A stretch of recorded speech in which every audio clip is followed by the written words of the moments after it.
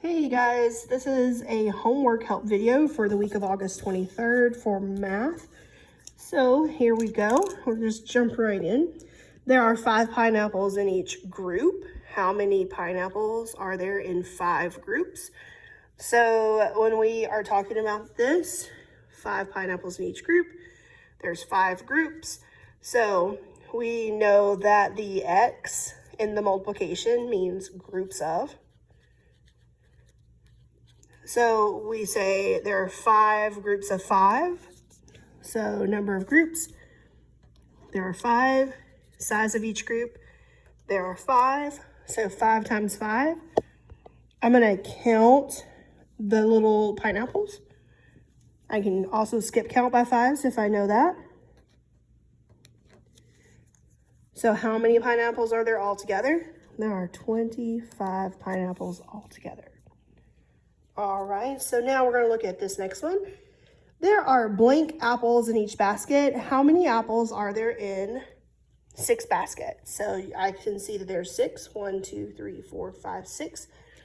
There are 1, 2, 3, 4 inside each basket. So 4 apples in each basket.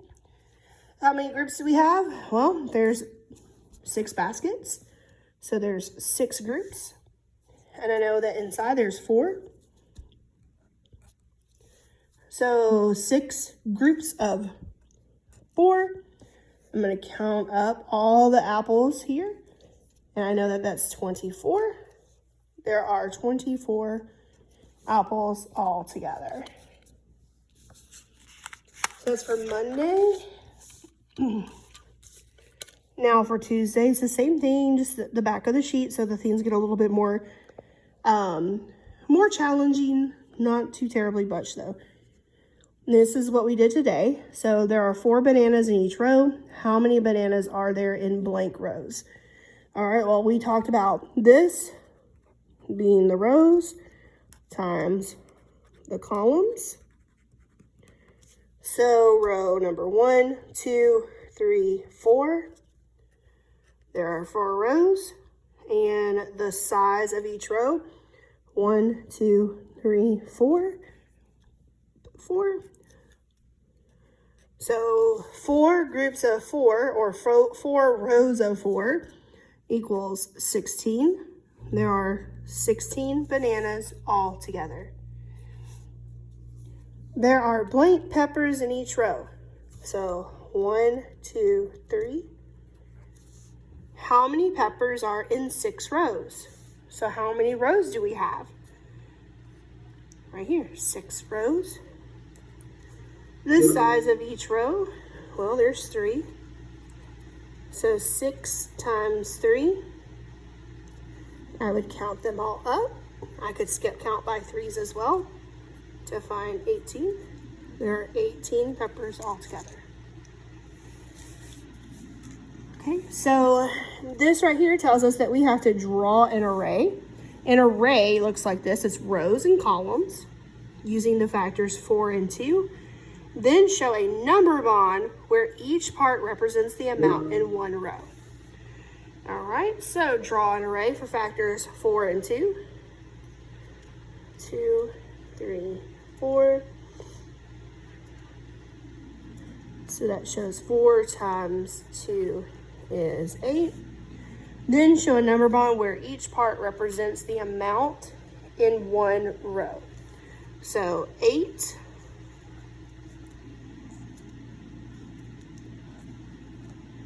So one factor is 4.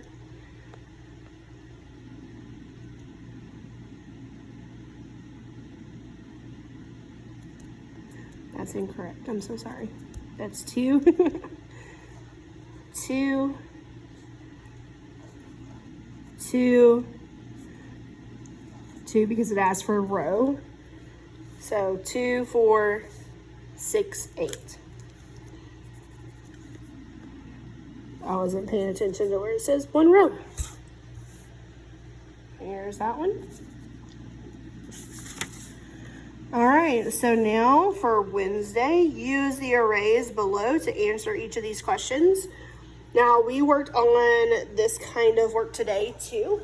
So this is something that they came home with in their folders to kind of help them with this. So remember that these are the rows, these are the columns. How many rows of erasers are there? 1, 2, 3. How many erasers are there in each row? 1, 2.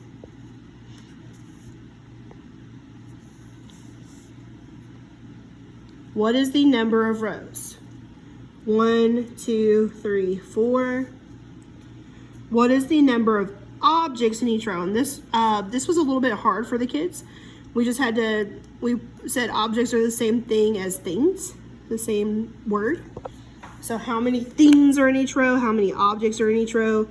And I've been telling them to kind of tap each one to kind of help them keep track of it. So 1, 2, 3.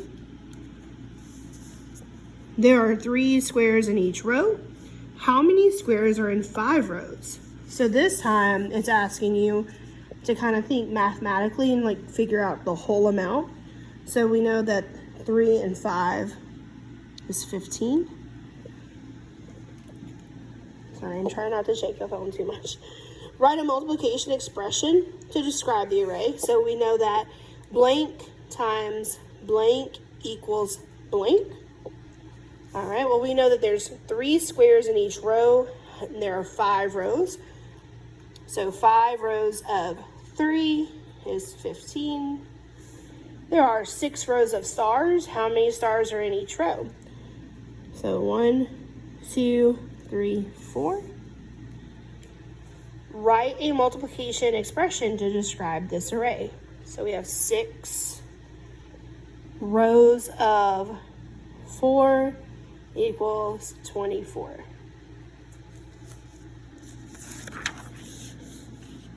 All right, the next one. The triangles below show 3 groups of 4.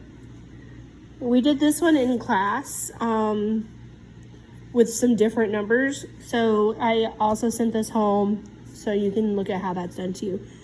Redraw the triangles as an array that shows 3 rows of 4.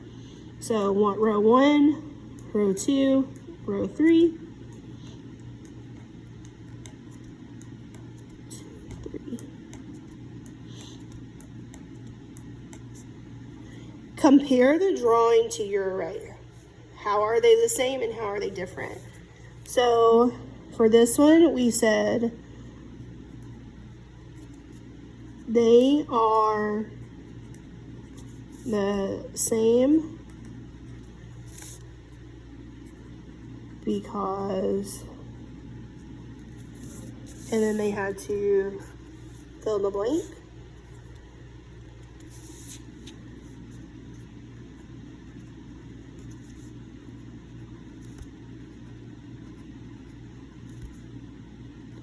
Then they are different because blank.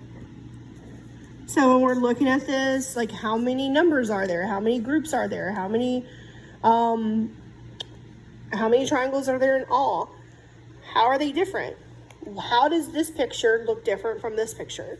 So we're just getting them to kind of think about how we organize the counters, the triangles, so that we can see different patterns.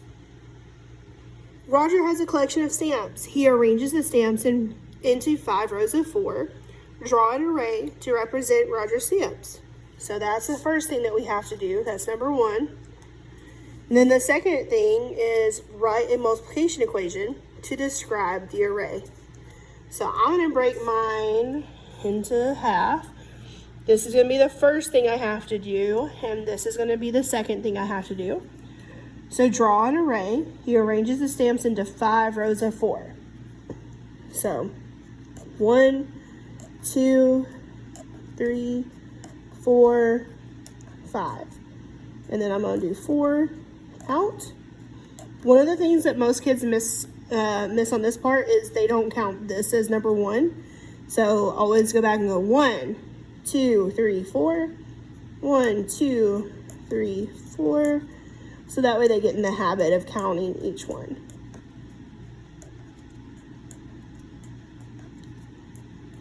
Also, if you have like cereal or something at home, you can like tangibly like do that and then like, okay, draw the picture here. Okay, so number 2 is write a multiplication equation. I have 5 rows of 4, which equals 20. And then what am I counting? I'm counting stamps.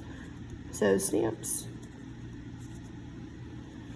Kimberly arranges her 18 markers as an array. So the first thing I have to do is draw an array. Oh my goodness. Try that again. That's number 1. Oh. Draw an array that Kimberly might make, then write a multiplication equation to describe the array. So again, I'm dividing my paper in half. This is the first thing. This is the second thing. So 18 markers, and she put it in an array. So it's up to me how I want to do that. So I might go 1, 2, 3, and then do 6, 2, 3, 4, 5, 6. And one of the things that's really important to talk to your kid about when they're doing this is making sure that the rows and lines have some spaces and they're big enough so that you can actually count them. Because when we go to division, that's very important. So here on this side, multiplication equation, I know it's going to go blank times blank equals blank.